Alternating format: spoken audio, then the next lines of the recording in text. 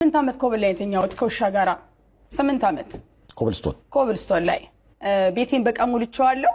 እኔና ውሼ ውጭ እናድራለን። አማርኛ አስተምረታል። አልጋው ላይ ሰራት መተኛውን ያደለው መተኛው መታ ቀለብ ታደርግልኛለች። እኔ ውጭ ሰራ አድራለሁ። እዛ አካባቢ ላይ ምንም አይነት ኮተቤ ሀና ማርያም ምንም አይነት ሌባ አያልፍ። ምን ያለው ማለት ወንድ የሆነ ሌባ በዘጋ ይመጣ።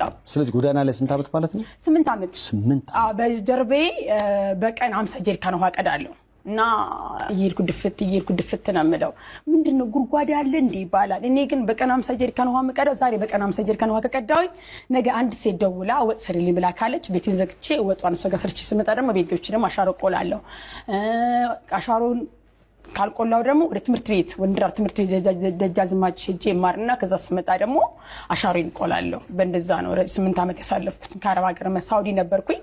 ከሳውዲ የመጣሁት በኋላ ቀጥለጥ ብዬ ጭፈራ ቤት አላልኩም፣ ዲስኮ ቤት አላልኩም። ኮንጎ ጫማ ገዘኝና ወደ ስራዬ ነው የገባሁት። እዛ ሽንት ቤት በደንብ አድርጌ አጥቤያለሁኝና እዚህም እኮ ወደ ሀገሬ በደንብ ብሰራ ስኬታማ እመጣለሁ። በጣም በቃ በዱቤ ዘጭ እየከሰርኩላልኩ ጠላት ይክሰር እንደው በቃ በዳዴ እንዲህ ሲድኛልኩ ኪሳራ ዱቤ ማለት ነው።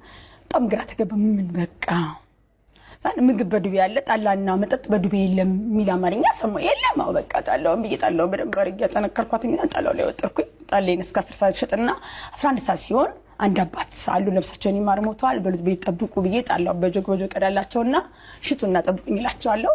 በዛው ምሳቸው በረንዳ ላይ ተኛሉ። እኔ ውጭ አድራለሁ። ተመሬ እመጣለሁ። በእነዛ ላይፌ በጣም ረጅም ጊዜ እንትን አልኩኝ።